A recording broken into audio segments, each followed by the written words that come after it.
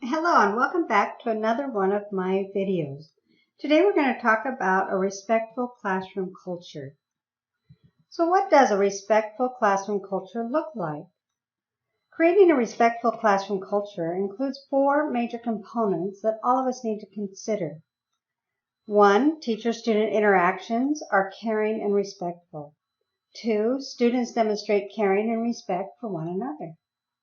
3. Teachers discover all student interests and opinions. And 4. Positive relationships and interdependence characterize the classroom culture.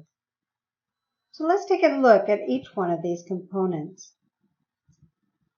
So teacher-student interactions demonstrate caring and respect for one another.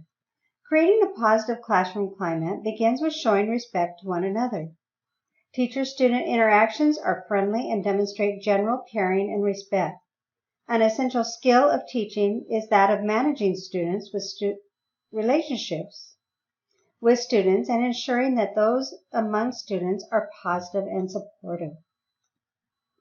The teacher responds successfully to disruptful behavior among students. Remember, the minute you lose your control of your emotions with a student, you have lost in getting that student's respect. And most of all, model respectful behavior at all times, no matter what. So students exhibit caring and respect for one another. Teachers most often set this in motion when they develop a set of collaborative ground rules for their classrooms and then model these for the students on a regular basis. Establish a set of rules for that class that are based in mutual respect for one another. Interactions among students are generally polite and respectful. Through their interactions, teachers convey that they are interested in and care about their students. Be consistent and model what this looks like between students. Always have a good sense of humor in the classroom. Laughter can go a long ways. Teachers seek out and receptive to the interest and opinions of all students. Build these strong teacher-student relationships with all students by 1. Understanding each student's learning difficulties. 2. Incorporate student interest in their culture and heritage into the lessons and activities. 3. Differentiate instruction methods and content to ensure students have the opportunity to learn and then to master the learning. And 4. Be receptive to the diversity within the classroom. Positive relationships and interdependence characterize the classroom.